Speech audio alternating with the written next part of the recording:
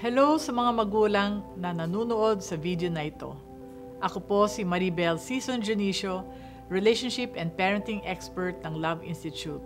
At narito po ang mga prinsipyo ng pagiging mabuting magulang. Ang unang 5 prinsipyo ay nasa formang abakada para madaling matandaan. Una, letter A. Ang unang prinsipyo sa pagiging mabuting magulang ay pagbibigay ng atensyon.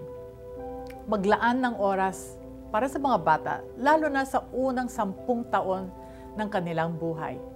Kilalanin ninyo sila ng husto dahil ito ang panahon kung kailan gusto pa nilang sumama sa inyo. Isang araw, mas gugustuhin nilang makasama ang kanilang mga kaibigan. Kaya habang bata pa sila, ngayon ang panahon para maturuan ninyo silang maging responsable at magkaroon ng kumpiyansa sa sarili. Siguraduhin may nakalaang oras para makasama ang anak sa kabila ng pagiging abala sa paghahanap buhay. Ano nga ba ang spelling ng salitang love? T-I-M-E. Time po. Oras. Nararamdaman nila ang pagmamahal sa pamamagitan ng oras na nilalaan para sa kanila. At kung nararamdaman nila na mahal nyo sila, mas maiimpluwensyahan nyo sila ngayon at sa hinaharap. Depende sa bata, maglaan ng kalahati hanggang 2 oras para sa bawat bata araw-araw. Pwede kayong magbasa ng libro, magpasyal sa park, maglaro ng mga card games, o mag-usap lang. Basta enjoy!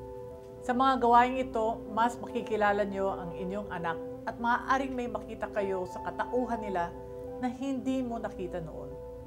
Dagdag pa dito, lumabas kayo ng anak nyo one-on-one, parang nagde-date kayo. 1 beses sa 1 linggo o 2 beses sa 1 buwan. I-budget nyo ang date para hindi magastos. Maaaring magpasyal lang o pag-upo sa labas ng bahay ang date. O di kaya'y magdala lang ng pagkain sa labas ng bahay para mag-picnic. Ang mahalaga ay nagkukwentuhan kayo at malayo kayo sa pang-araw-araw na gawain. Gawing masaya ang inyong date.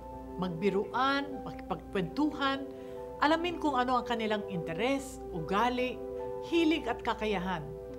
Hanggang ngayon, kahit malaki na ang mga anak ko, madali pa rin silang kausapin. At enjoy na enjoy ako sa pakikipag-usap sa kanila dahil sa mga date namin dati.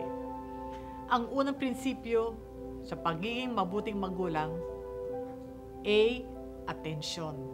Kung meron kayong tanong, tumawag sa Love Institute sa 4364-143 or magpadala ng email sa love.institute@yahoo.com.ph o pumunta sa loveinstitute.com. Salamat sa inyong panunood.